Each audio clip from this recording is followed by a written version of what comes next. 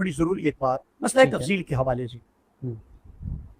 تاجدار بریلی شاہ احمد رضا خان فاضل بریلوی رحمۃ اللہ تعالی علیہ جنہیں اہل سنت اپنا امام مانتے آج کے دور کے, ٹھیک ہے, وہ امام اہل سنت ہیں اور کہا جاتا ہے میاں حاضرہ, وگرنہ شاہ احمد رضا خان فاضل بریلوی سے پہلے بھی اہل سنت تھے, جب وہ پیدا نہیں ہوئے تھے تو اہل سنت تھے.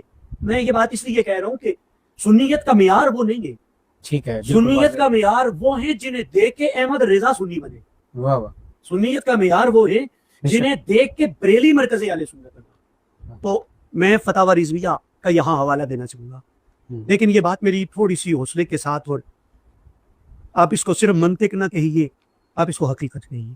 کیا فتاوی رضویہ بھرا ہوا نہیں, رسالہ جات نہیں موجود کہ اعلیٰ حضرت اہل سنت کے علاوہ باقی جتنے بھی طبقے اور فرقے انہیں بد مذہب لکھتے ہیں, ایک جگہ نہیں کہ ایک جگہ, انہوں نے بد مذہب قرار دیا اور انتہائی سختی.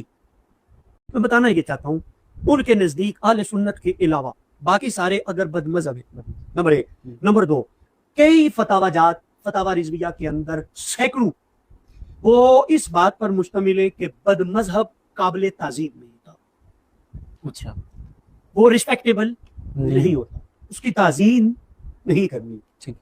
بینگ ہیومن نہیں, انسانیت کا احترام اپنی جگہ. میں فی الحال بات خاص اینگل سے ریلیجس پوائنٹ آف ویو سے بات کر رہا ہوں, تو وہ کہہ رہے ہیں ان کی تعظیم نہیں.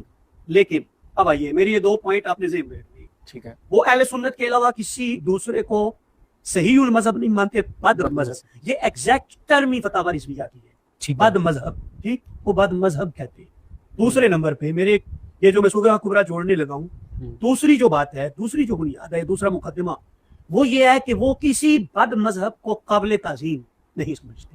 اب آئیے میں تیسری بات پر سوال ہوا کیا سادات کی تعظیم ہم پر لازم ہے؟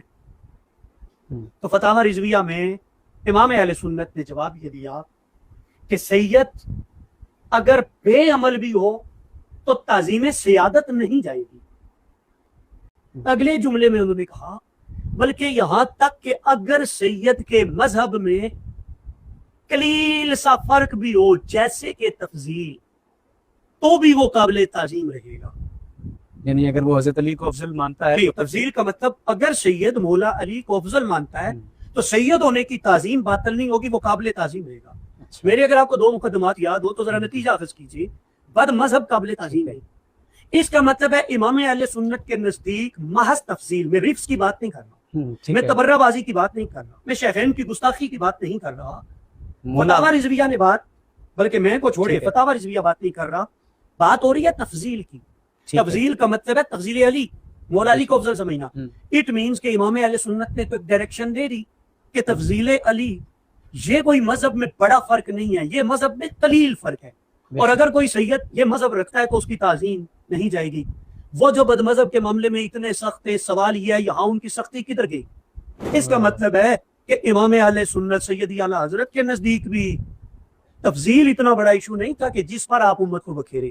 تفضیل اتنا بڑا ایشو نہیں تھا کہ جس پر آپ دوسروں کو سنیت سے خارج کرنے کے آپ, چونکہ میں نے پہلے کہا کہ جو سنیت سے خارج ہے وہ ان کے نزدیک قابل تعظیم نہیں. اگر اسے قابل تعظیم قرار دے رہے تو مجھے آج کے سارے جو خود کے نام کے ساتھ بریلوی لکھتے وہ مجھے یہ بتائیں وہ سنیت سے خارج کر کے قابل تعظیم قرار دے رہے ہیں سید کو, یا سنیت میں رکھتے ہوئے قابل تعظیم قرار دے رہے ہیں؟